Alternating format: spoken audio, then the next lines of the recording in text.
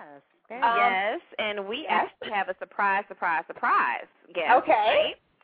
One of, as I mentioned, and that we all mentioned, I think, one of our favorite reality shows is The Real Housewives of Atlanta. Oh. And on the premiere episode of Season 2, we all witnessed the spectacle that was dubbed the Big Blow Up between Sheree and her Independence Party planner, Anthony.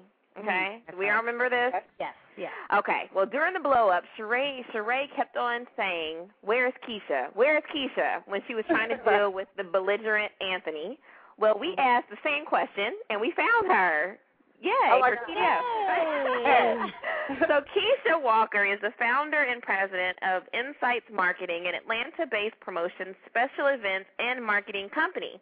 She is here to tell us her side of the story and explain the good and bad of being part of a reality show, especially a very popular one like The Real Housewives of Atlanta. So let's welcome Miss Keisha Walker to the show. Oh, wow. Yeah. Hey. Good day, ladies. Hey, how are you? I'm fantastic. How are you ladies doing tonight? Oh, We're wonderful. great. We're great. So let's jump right into it. So how did you get involved in Sheree's Independence Party planning? How did they bring you in? Well, I've actually known Sheree for years. I used to do work with, and I've known her and her husband both, Bob Whitfield, her ex-husband, Bob Whitfield, forever, because we do a lot in sports marketing and with corporate marketing.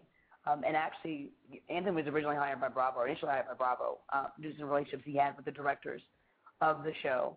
And they were having difficulties with Sheree and Anthony in terms of some expectations he was providing or giving to Sheree and what he was actually delivering on.